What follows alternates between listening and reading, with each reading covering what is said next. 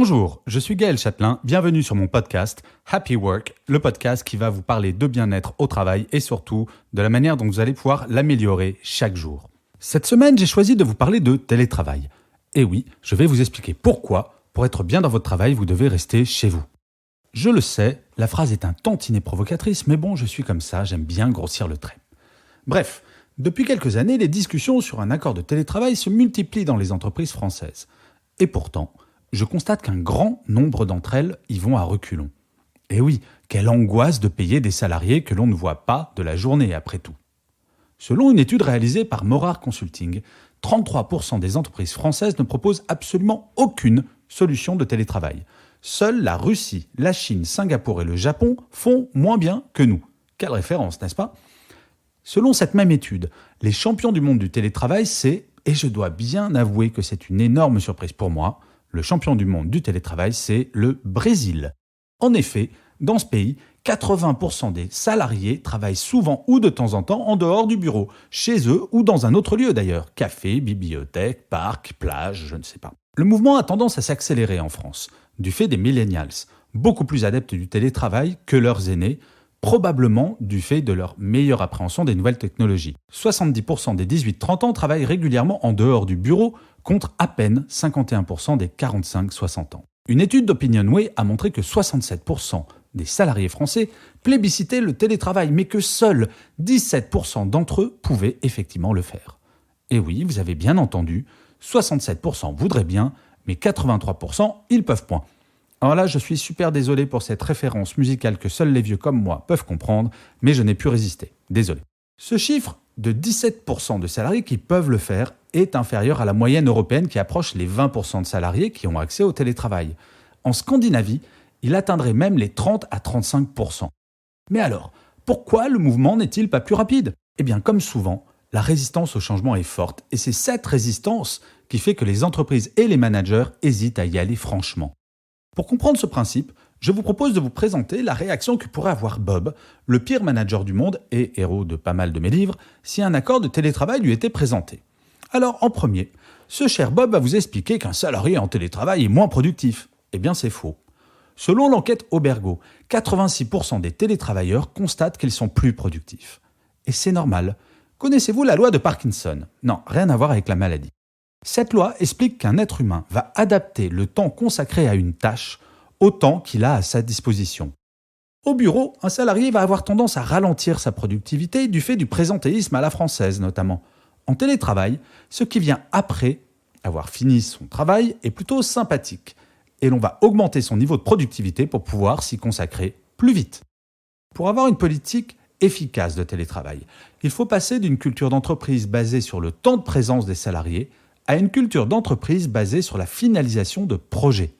Seul compte la finalisation du projet, peu importe que cela ait été fait au bureau ou au bord d'une piscine. Le problème en France est que nous ne travaillons que rarement comme cela. L'implication d'un salarié est plus souvent mesurée à l'aune de son heure de départ du bureau qu'à son efficacité pour finaliser un projet. Bizarrement, pour faire le même travail, celui qui va mettre le plus de temps à le faire et partir tard du bureau, quitte à faire une dépression, sera mieux évalué et considéré que celui qui va le faire de façon hyper efficace et partir à 16 heures pour se détendre. Ils font le même travail, sauf que l'un des deux sera en forme le lendemain. Étrange pays que le nôtre parfois tout de même. Ensuite, concernant le télétravail, Bob va vous dire « Le télétravail coûte de l'argent à l'entreprise ». Eh bien c'est faux, bien au contraire. Du fait de la réduction des temps de transport et de l'amélioration de la qualité de vie au travail, comme le disent 84% des télétravailleurs, le niveau de stress des salariés baisse. Or, lorsque l'on sait que 50 à 60% de l'absentéisme est imputable au stress, ça c'est une étude Malakoff-Médéric qui le dit, et que ce dernier coûte plus de 100 milliards d'euros par an aux entreprises françaises, le calcul est vite fait. Mettre en place une politique forte de télétravail est sans aucun doute l'un des meilleurs outils pour améliorer le bien-être au travail et la performance de l'entreprise.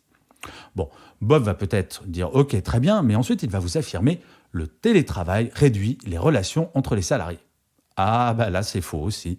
À moins de mal s'y prendre, les relations humaines peuvent tout à fait ne pas être impactées par le télétravail. En effet, il suffit de décider de points de rendez-vous imposant la présence de tout le monde à certains moments de la semaine pour que le lien social ne soit pas cassé.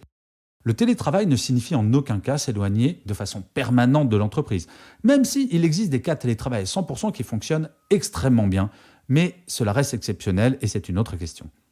Alors ensuite, forcément, Bob va vous dire que le télétravail ne peut s'appliquer à tout le monde et c'est super injuste. Alors ça, je dois bien dire que c'est vrai et c'est faux.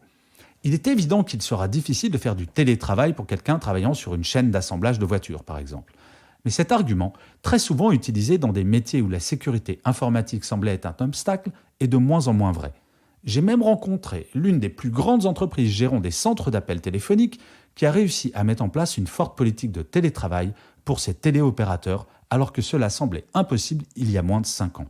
Une écrasante majorité de métiers peuvent être en fait délocalisés puisque nous sommes devenus une société de services. Et enfin, Bob va vous affirmer haut et fort que le télétravail fait rentrer le travail à domicile et favorise l'hyperconnexion et que ça, c'est super mal. Alors que Bob s'intéresse à l'hyperconnexion, c'est hyper rigolo, mais bon, ça c'est un autre sujet. Eh bien, cet argument est faux. Si le point 1 est appliqué et que l'on travaille par projet, il n'y a aucune raison de consacrer plus de temps que nécessaire à son travail. Une fois que le projet est fini, on arrête de bosser. Le télétravail ne peut pas être tenu comme responsable de l'hyperconnexion. Bien au contraire. Être en télétravail permet de s'appliquer de façon très directe du flex horaire en fonction de ses propres impératifs personnels. Bien entendu, Bob pourrait trouver d'autres arguments moins communs, mais pour l'essentiel, ces 5 points sont ceux généralement mis en avant pour ralentir l'adoption d'un plan de télétravail significatif. Ne nous y trompons pas, celles et ceux qui résistent à ce changement n'auront pas d'autre choix que de s'y mettre très vite. Pourquoi ? À votre avis, si quelqu'un de talent a le choix entre 2 entreprises concurrentes, avec une proposition salariale équivalente et un poste équivalent, et que l'une des 2 propose du télétravail 2 jours par semaine et l'autre non, à votre avis, quelle entreprise le candidat va-t-il choisir ? Alors oui, je l'affirme, le choix du télétravail n'en est pas un. Le télétravail est tout simplement un impératif.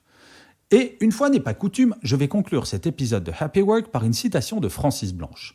Face au monde qui change, il vaut mieux penser le changement que changer le pansement. Réfléchissez-y, c'est pas si idiot. Je vous remercie 1000 fois d'avoir écouté cet épisode de Happy Work. Je vous dis à la semaine prochaine et d'ici là, prenez soin de vous.